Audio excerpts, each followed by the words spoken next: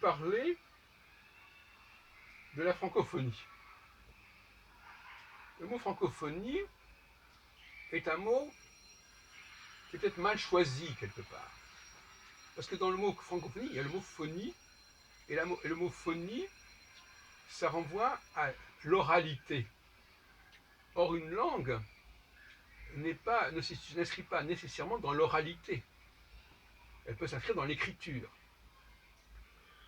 Et des gens peuvent utiliser les mêmes mots écrits, mais les prononcer différemment, autrement. Donc là, ce n'est plus une francophonie, à moins de considérer que tout ce qui est l'oralité de l'écrit fait sens, fait former un ensemble.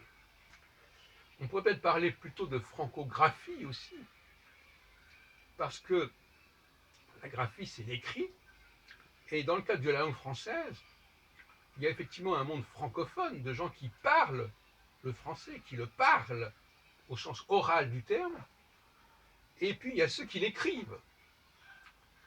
Et par exemple, les anglophones écrivent le français, écrivent du français, se servent des mots français. Donc ils ne les prononcent pas comme nous, ils ne les utilisent pas comme nous, avec la même grammaire, si on veut, d'une certaine manière, mais ils sont quand même liés au monde du français, pas par la phonie, mais par la graphie. Et par conséquent, je souhaiterais qu'on ajoute francophonie et francographie, parce que ça permet, c'est trop réducteur, francophonie, parce que ça exclut tous les gens qui ne parlent pas le français, mais qui l'écrivent et qui le lisent. Et lire une langue, c'est pas la même chose que la parler.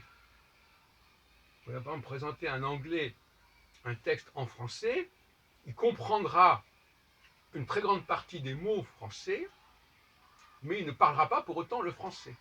Donc je préfère qu'on parle à ce moment-là de francographie, si vous me permettez.